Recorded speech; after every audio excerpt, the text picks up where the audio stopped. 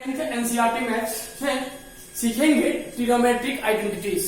Trigonometric identities का use बहुत ज्यादा है ट्रिग्नोमेट्री में, और इसको शुरू करने के पहले हम लोग सीखते हैं कि आखिर आइडेंटिटी का सेंस क्या होता है। ठीक है, तो हम यहाँ पे लिखते हैं आइडेंटिटी, जो आप लोगों ने क्लास 8 7th में सीखा है आइडेंटिटीज। तो जो आइडेंटिटीज का सेंस होता है, कह रहा है identity is an equation that involves variable and it is true for the value of the variable. यानी कि एक ऐसा इक्वेशन जिसमें वेरिएबल्स आए और हम जब उसमें वेरिएबल्स की अलग अलग वैल्यूज को जब उसमें पुट करें तो उन हर वैल्यूज के लिए वह इक्वेशन क्या हो, ट्रू हो, मतलब कि LHS बराबर RHS दे दे, तो इसको बोलते हैं आइडेंटिटी। कैसे? तो जैसे हम लोगों ने सीखा क्या है, a प्लस बी का whole square, what is a square plus B square plus 2ab। Next a plus B का होल क्यूब, क्या था, a cube plus B cube plus 3ab bracket में a plus B. Similarly a minus B का whole square, a square plus B square minus 2ab and so on. ठीक है बच्चे, देखो तो ऐसे यह कुछ आइडेंटिटी हम लोगों ने क्लास 8th और 9th लेवल तक सीखा था।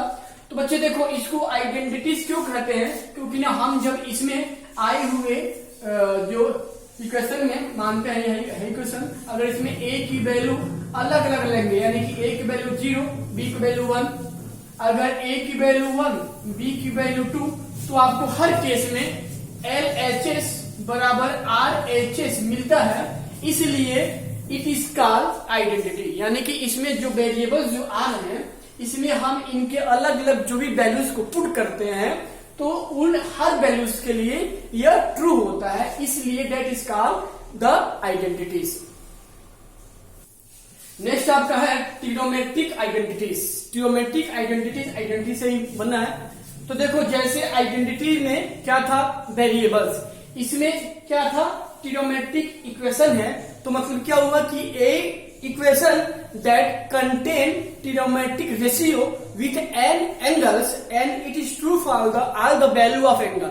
मतलब कि एक ऐसा इक्वेशन जिसमें ट्रिग्नोमेट्रिक रेशियो आए और उनके कुछ अपने एंगल हों, और हम जब उन एंगलों में अलग अलग वैल्यू को जब हम पुट करें तो वो या हर एंगल के सारे वैल्यू के लिए ट्रू हो, उसको बोलते हैं ट्रिग्नोमेट्रिक आइडेंटिटीज। जैसे हम एक लिख रहे हैं यहाँ पे, sine square 20 degree plus cos square 20 degree, that is a trigonometric identity because it is contain trigonometric ratio with an angle 20 degree. ठीक है, जैसे अगर इसको यहां लिख दें, sine square 50 degree plus cos square 50 degree. ठीक है, तो this is also known as the trigonometric identity because contain trigonometric ratio with the angles, है ना। तो हम इसको बोलते हैं ट्रिग्नोमेट्रिक आइडेंटिटी। ठीक है बच्चे, तो देखो इसमें ट्रिग्नोमेट्रिक आइडेंटिटी में जनरल जो फॉर्म होता है वो आपका होता है sine square theta plus cos square theta equal to 1।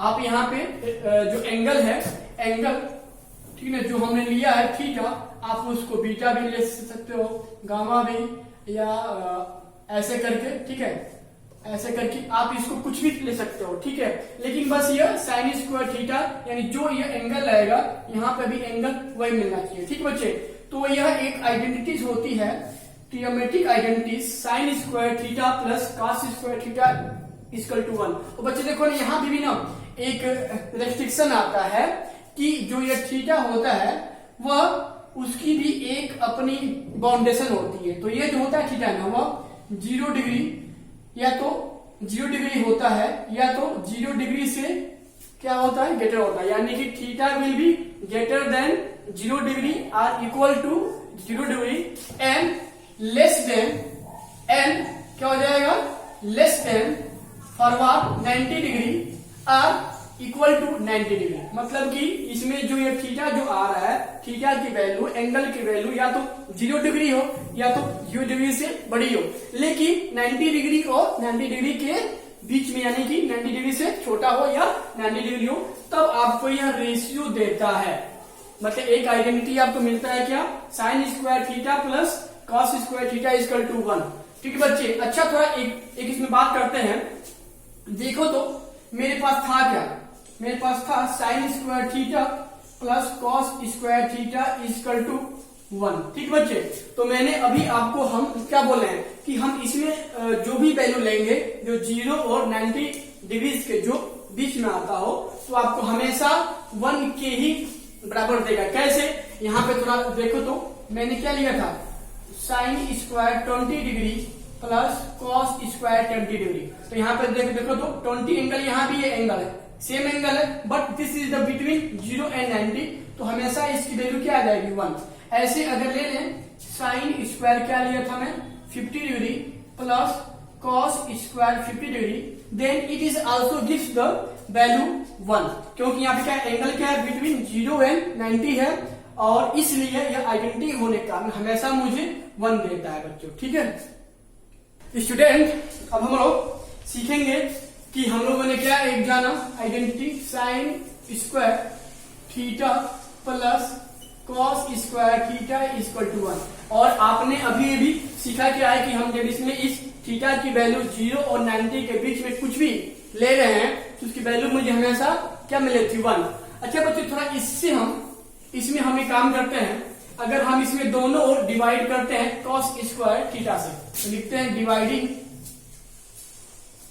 Dividing it's by cos square theta in LHS and RHS। मतलब कि हम दोनों ओर यानी कि लेफ्ट हैंड साइड और राइट हैंड साइड में कॉस स्क्वायर थीटा से हम इसमें डिवाइड कर रहे हैं, तो देखते हैं क्या मिलता है। तो मुझे मिल जाएगा यहाँ पे sine square theta upon cos square theta plus cos square theta upon cos square theta equal to 1 upon cos square theta. ठीक है, and that is gives sine upon cos 10, लेकिन स्क्वायर है तो क्या हो जाएगा 10 स्क्वायर थीटा कट के 1 equal to 1 upon cos क्या होता है सेक, यानी कि sec square theta equal to मुझे क्या मिल गया 10 स्क्वायर थीटा प्लस 1, यानी कि यह sec square theta equal to 1 plus 10 square theta.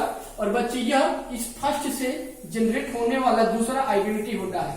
ठीक है, देखो ऐसे अगर हम इसको मानते हैं इक्वेशन 1 इक्वेशन 2। ठीक है, देखो अगेन यहां लेते हैं, अगर हम अगेन फ्रॉम इक्वेशन 1 क्या था मेरे पास sine square theta plus cos square theta equal to 1। ठीक है बच्चे, तो इसमें अगर हम चलो हमने देखो ना, हमने जब पहले कॉस स्क्वायर से इसमें हम जब डिवाइड किए तो मुझे एक आइडेंटिटी यह निकल के आ जाएगा। ठीक है, अगर हम इसमें अब साइन स्क्वायर से अगर डिवाइड करें तो लिखेंगे dividing by sine square theta in both side, sin square theta in both sides, then what we will be obtain, that is sin square theta upon sin square theta, क्योंकि हम sin square theta से divide कर रहे हैं, ये क्या हो जाएगा cos square theta upon sin square theta equal to 1 upon sin square theta। और बच्चे यहाँ देखो तो sin square कट के 1 आ जाएगा, और cos square theta sin यानी cos upon sin cot यानी कि coat square theta 1 upon sine cosec यानी कोसेक स्क्वायर, यानी कि मुझे क्या मिल जा रहा है यहाँ से एक नया identity 1 plus cot square theta equal to cosec square theta. तो यह आपका थर्ड आइडेंटिटी आ गया। तो हमने यहाँ से क्या सीखा कि हम इस एक आइडेंटिटी से 2 बार अलग अलग डिवाइड करके हम 2 नए आइडेंटिटी हम निकाल लिए। अब हम इसका आपको जा रहे हैं देने प्रूफ। स्टूडेंट, अब हम इसको ज्योमेट्री के द्वारा हम इसको डिराइव करेंगे कि कैसे होता है। तो इसके लिए हम first we draw a right angle triangle. First we make here a right angle triangle ABC in which angle B is equal to 90 degree. ठीक है, and take this angle A is make with the angle theta. ठीक है, तो यहाँ पे हम लेते हैं let a right angle triangle what ABC, right angle triangle ABC in which या लिखो that is angle B equal to 90 degree. ठीक है बच्चे, तो जब ये 90 डिग्री है तो हम इसे लेते हैं LHS। मेरे पास क्या था, sine square theta plus cos square theta. ठीक है, तो अगर हम इसकी वैल्यू बाय दिस फिगर अगर 1 ला दें तो मेरा यह इक्वल टू क्या मिल जाएगा, दिस। ठीक है, तो देखो तो यहाँ पे साइन, तो साइन के लिए हम आपको एक बार रूल बताया है ना याद करने के लिए, साइन की जो भी रेशियो होती है साइन का 10 की। पाकिस्तान भूखा प्यासा, हिंदुस्तान हरा भरा, यह क्या होता है साइन, यह कॉस के 10 के लिए। तो क्या होता है साइन के लिए, यहाँ पे क्या होता है साइन के लिए, तो यहाँ पे sine square theta plus cos square theta. ठीक है, तो देखो तो साइन, तो अगर हम इसके लिए साइन फाइंड करेंगे तो क्या होता है परपेंडिकुलर अपन हाइपोटेनस। तो अगर ये एंगल है तो ये परपेंडिकुलर या बेस, और ये क्या होता है हाइपोटेनस, यानी कि परपेंडिकुलर यानी कि BC अपान AC का होल स्क्वायर एंड कॉस की वैल्यू क्या होती है बेस अपान हाइपोटेनस, यानी कि बेस अपान हाइपोटेनस, यानी कि AB अपान AC का whole square. And after the simplify this equation we obtain BC का स्क्वायर अपान AC का स्क्वायर प्लस AB का स्क्वायर अपान AC का स्क्वायर एंड दैट इज, यहाँ पे देखो तो एक है डिनोमिनेटर सेम है, तो क्या हो जाएगा AC का स्क्वायर और ऊपर क्या हो जाएगा BC का स्क्वायर प्लस AB का स्क्वायर। ठीक है बच्चे, देखो ना हम इसको यहीं तक लगा के अभी छोड़ रहे हैं। ठीक है, अब यहाँ पे लिखेंगे कि सिंस बाय फिगर में है क्या, ABC is a right angle triangle. ABC क्या है, राइट एंगल है ट्रायंगल। तो राइट एंगल में क्या होता है पाइथागोरस थ्योरम, क्या होता है हाइपोटेनियस का स्क्वायर इक्वल टू परपेंडिकुलर का स्क्वायर प्लस बेस का स्क्वायर, यानी कि AC का स्क्वायर इक्वल टू AB का स्क्वायर प्लस BC का स्क्वायर। ठीक है, तो देखो अगर मानते हैं इसको 1 और इसको मानते हैं 2 तो क्या लिख लेंगे फ्रॉम 1 and 2, जैसे लगा आपको इजी बाय इक्वेशन या ऐसे फ्रॉम 1 and 2 से। यहाँ बच्चों देखो तो क्या आ रहा है BC का स्क्वायर प्लस AB का स्क्वायर, BC का स्क्वायर प्लस AB का square, that is gives what AC का स्क्वायर। ठीक है, तो हम इसको क्या लिख लेंगे यहाँ से AC का स्क्वायर अपान AC का स्क्वायर, दोनों क्या सेम मेथड के क्या आ जाएगा 1, और आपके यही क्या था RHS। तो हमने फर्स्ट जो आइडेंटिटी है sine square theta plus cos square theta, तो मैंने इसको ज्योमेट्री से आपको प्रूव कर दिया।